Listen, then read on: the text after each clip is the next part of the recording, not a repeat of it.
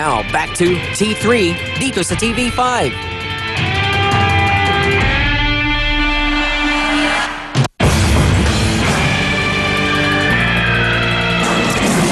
Summer at sobrang init kaya marami ang hot na hot mag-outing. Isang van na puno ng mga sabik na maliligo at lalangoy ang naispatan namin. Araw po ng trabaho yan ha, at ang kanilang gamit na sasakyan pag-aari ng pamahalaan.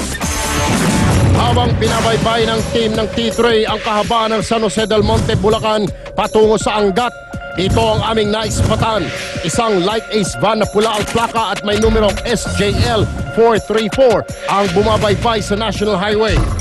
Punong-puno ng sakay ang red plate na sasakyan at prenteng-prenteng nakabukas pa ang pintuan sa gilid. Ang dalawang lalaking pasahero init na init kaya't ayun, nakahubad na.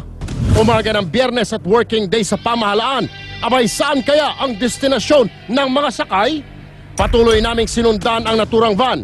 Ang akala naming emergency na lakad, sa ilog lang palang destinasyon. Agad na nagbabaan ng tila buong pamilya, bit-bit pa mga baong pagkain at pang-swimming. Summer nga naman, nang magtampisaw sa malamig na tubig ng ilog. Biruin nyo sa araw ng trabaho, outing mga bossing, ang pinagkakabalan nyong gamit pa ang sakyan ng gobyerno. Nang aming i-check ang plaka ng van, nakapangalan ito sa barangay Minuyan 2 sa San Jose del Monte, Bulacan. Kawawa naman ang mga constituents nyo. Imbes na mapakinabangan ang mga gamit ng pamahalaan, happy-happy na sa outing ang inyong service? Para bigyan sila ng pagkakataong magpaliwanag, kausapin natin si Kapitan Ricardo Flores ng Barangay Minuyan 2, San Jose del Monte, Bulacan. Magandang hapon po, Chairman. Magandang hapon po, sir. Abay, alam nyo, yung sasakyan ho ay sasakyan ng gobyerno ho yan, red plate ho yan, ay bakit ho ginagamit sa araw ng trabaho, paano na lamang kung emergency, kailangan may sugod sa ospital o kailangan may responde. Wala po yung sasakyan ninyo, Chairman. Bakit ho ginamit niya sa outing nung Biyernes? Outing po ng ano yun, outing po ng Barangay Tanod, nag-meeting sila sa ilog. Hindi mukhang hindi ho yata angkop yun, sir, na government vehicle na gagamitin mo sa outing. Ito hinilamin noong nakarano, senior citizen sa Sampabian, Pangasinan, yung mga senior citizen. Tapos noong nakaranong araw, yung mga bata ito mga sakay. Sir, parang hindi ho senior citizen, parang mga dalaga at mga kabataan ang sakay ng van, Chairman. Kamag-anak niyo ho ba yun? Hindi ho, ano yun ng mga tanod namin yun, mga kamag-anak. Kamag-anak ng tanod.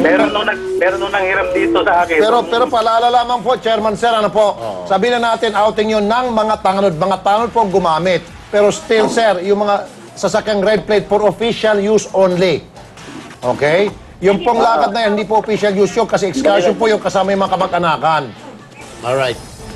Chairman. Naintindihan nyo? Hindi ko alam, basta meron nung nanghiram sa barangay. Nasabi, Kung gusto niyo po, sir, mag-outing, mga tanod, mag-rent po kayo ng ibang sasakyan, private vehicle. Hindi ko alam na nagsama ng mga pribadong tao. Ang sabi, sila lang yung maliligo para magpalamig at mainit. Okay lang. Ay, wala ako sa barangay. Chairman, mali pa rin talaga, Chairman. Sana, in-expect ko sasabihin mo, pasensya na, paimbestigahan ko yan, nagkamali yung mga tao ko, hindi na kami uulit. Para tumahimik na ka. Chairman. Mali. Ikaw naman talaga, Chairman. Alam mo, Chairman Flores, alam mo, ipipikit ko na lang sana yung mata ko pagbibigyan kita. Pero yung sagot mong bastos at balasubas at sasabihin mong mali-mali, para kang barubal, pwede rin kami barubal. Tingnan mo, napaka-bastos mong chairman ka. Kaya walang dapat ito mga bastos na ito. Hindi, kausapin natin, iparating natin sa DILG, o dili kaya sa Sangguniang Bayan. Yan, correct. Oo. Okay. O yan, City Director ng San Jose del Monte, Bulacan. Apo. Magandang hapon po, Ma'am Belina Herman, ng City Director ng San Jose del Monte, Bulacan. Opo, magandang hapon din po, sir. Ay, ilalapit lamang namin, ito nga chairman ho ng Minuyan 2, si Yes, sir. Chairman Flores, mukhang engot at hindi alam ang batas tungkol sa paggamit ng mga government vehicle. Bakit po, sir? Aba, no isang araw na ispatan ng team namin na sakay-sakay, Opo. gamit yung kanilang van, light ace van na may red plate, para sa Opo. excursion. Dala yung, ang sabi ni chairman, hiniram daw ng Opo. mga tanod para mag-excursion. Opo. At kasama yung mga pamilya. Pero ang sabi ng chairman, ang alam niya lang daw, mga tanod niya lang. Mukhang kulang sa pag-aaral si chairman. Akala niya, maski na tanod, mga miyembro ng barangay, basta excursion, pwedeng gamitin ng government vehicle. Hindi niya yata nalalaman ng batas, bawal gamitin ang government vehicle sa mga outing. Opo, bawal po. Oh. Personal use po yun private Iyon. use. Opo. Mukhang kulang ho sa pinag-aralan si chairman o talagang walang alam sa batas o baka lasing. Baka pwede ho ninyong patawag na lang dyan at sabihin na wag na hong gawin ulit yun. Sige po sir, papatawag ko po. Paibisigan niyo na Maganda yan. po sir yung complainant po. May letter complaint po ba or yung complainant kung pwede po makabisit sa office? Hindi, ma'am. Ang gagawin na natin, ma'am, ang gagawin po namin, papakita po namin sa inyong video. Yung video po, hindi magsinungaling. Ang pinakamatibay na po na ebidensya yan. Ano po? Sige po. Sige po, Opo. sir.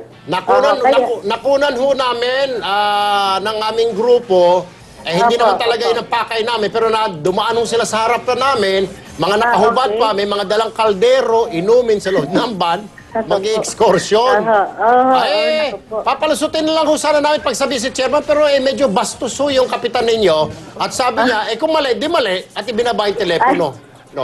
Ay, naku po. Sige po. Papatawag ko po si Kapitan po.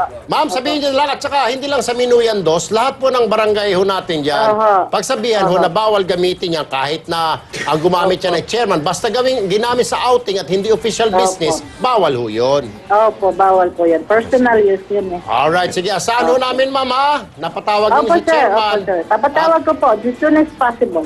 Turuan nyo rin na bukod dun sa paggamit ng mga government vehicle, pati good manners and right conduct. Mukhang absent yata si chairman nung tinuro sa eskwelahan yun. Okay. Opo. Salamat po. Call ko po attention. niyo Okay. po. Magbabalik po ang T3 Servisyo Caravan. Diyan lamang po kayo. Erwin Kerapi at Kevin Tulfo, lagot ang mga nangaabuso. Asunto kung asunto, walang are-areglo. Kapag maliliit na tao, ang benerbisyo, walang